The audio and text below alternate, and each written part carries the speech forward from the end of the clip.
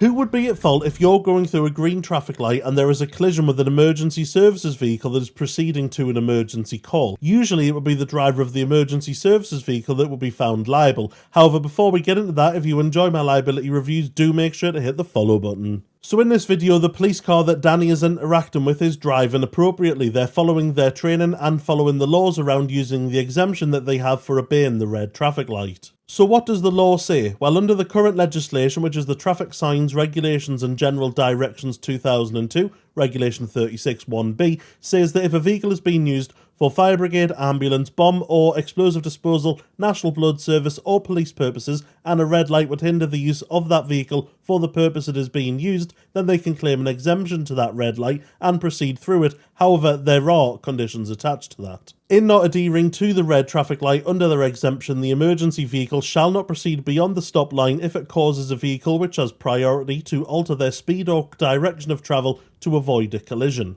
Essentially, the emergency services claiming the exemption are to treat the red traffic light as a give way. So on approach to it, you will see that they should slow down dramatically. They will visually confirm that there are no other road users proceeding with priority on a green traffic light, or if there are other road users, that they are slowing down and coming to a stop to give way to the emergency services vehicle, and then the emergency vehicle can once again proceed and accelerate away.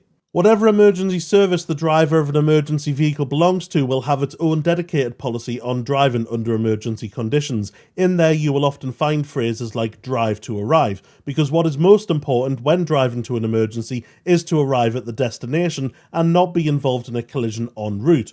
In regard to red traffic lights, they will often have a policy along the lines of taking the red light at no more than a walking pace, because doing it at a walking pace allows you to visually confirm that everybody is either stopped or giving way to the emergency vehicle. There is a case law from 1997 at the Court of Appeal where a case involving a car and an ambulance at a crossroads went 60-40 in the ambulance trust's favour. However, this was a time before driving standards were routinely reviewed and policies on blue light driving had been created. Usually cases held in the county court these days will often go against the emergency services vehicle completely, because it is them that has to display the duty of care to be able to use their exemptions safely. Lovely jubbly, sound as a pound.